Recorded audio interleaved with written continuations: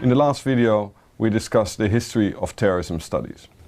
And in this video, we're going to look at the approaches and disciplines behind that term. I think it's safe to say that the phenomena of terrorism and counterterrorism have been studied by a wide variety of scholarly disciplines.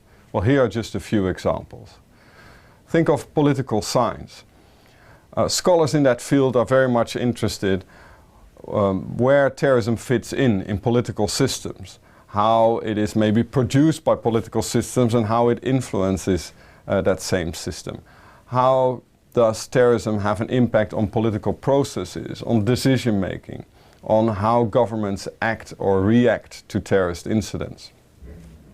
And then you have military science or war studies, and the term says it all. They're mainly interested in the use of force, the use of the military to literally fight terrorism. And then we have international relations. Terrorism, at least for a long time and in many countries, is pretty high on national political agendas, but also on the international one. And scholars in the field of international relations want to know who puts terrorism on the agenda and why. And what impact the fight against terrorism has, for instance, on relationships between countries. Does it lead to cooperation or more conflict? These are just a few questions they are interested in.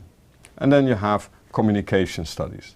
Last week we mentioned the fact that terrorism to some extent is a tool for terrorists to spread the word, to spread a message, to create fear, to have an impact on society. Well, scholars in the field of communication studies want to know, how does that work? What is the role of the media?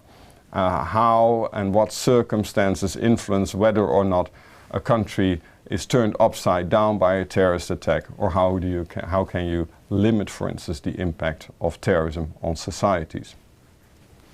And then there is social psychology, where you see a picture of a person that looks into the head of somebody. Well, I'm not sure if psychologists like that idea, and they would definitely frame their domain differently. But that is of interest to people who study terrorism. There are quite a number of books that have in their title the mind of the terrorist. We want to know what's going on up there. How do they think? How do they behave? Are they different from you and me or not? Are they crazy or not? We will discuss that also later. What are their characteristics, and what about group processes? Who radicalizes and who not? How to de-radicalize persons?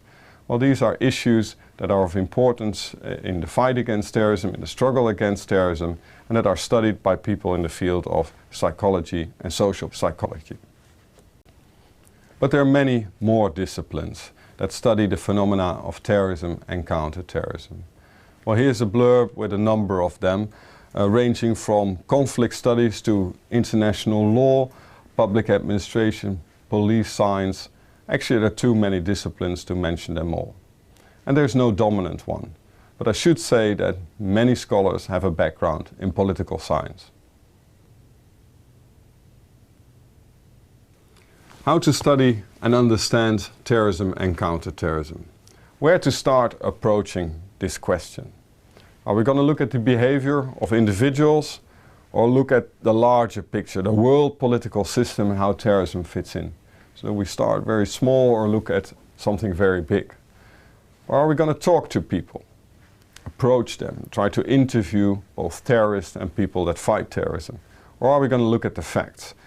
Or we're going to gather data, look at, for instance, archives? And are we going to look at causes or the effects of terrorism? Just basic questions with different approaches, and each with different challenges and dilemmas, which we're going to focus on a little bit later. So there are many different practical approaches to study terrorism and counterterrorism. Well, what about the theoretical ones? Well, currently there are three main approaches.